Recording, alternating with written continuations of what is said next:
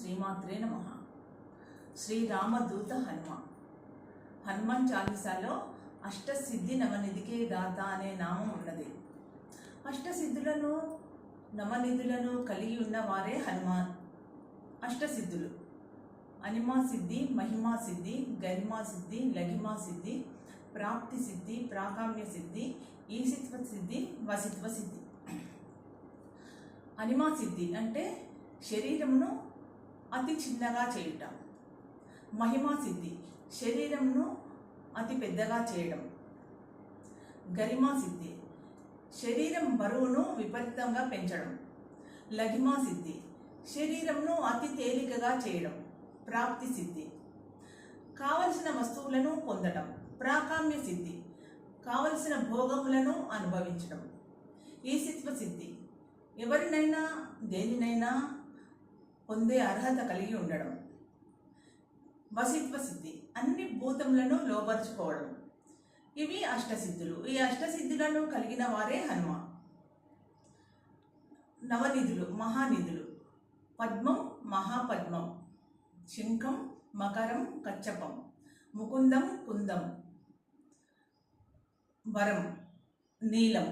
ఈ నవనిధులు ఐశ్వర్య ప్రదాయకాలైన నవనిధులు. ఈ నవనిధులను కూడా కలిగి ఉన్నారు హనుమంతుడు. ఆంజనేయ స్వామి లంకిని జయించే సమయంలో చిన్న అణువుగా మారి లంకిని నోట్లో దూరి అలాగే బయటకు వచ్చి మళ్ళీ తన శరీరమును పర్వతంలా పెంచి లంకిని సంహరించిన విషయం అందరికీ తెలిసిందే.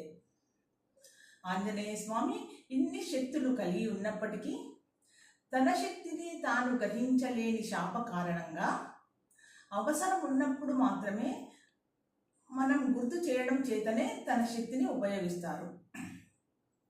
అలా సంజీవిని పర్వతాన్ని తేవడానికి లంక నుండి హిమాలయాలకు లంఘించారు. శక్తిని కలిగి ఉండడం గొప్ప కాదు, వాటిని మంచి కార్యాలకు వినియోగించడం గొప్ప. వాటి విలువను గ్రహించి వాటిని ఉపయోగించడం చాలా గొప్ప. అందుకే హనుమంతుడు గొప్ప నమ్మకస్తుడు, భక్తుడు, దైవం అయ్యారు.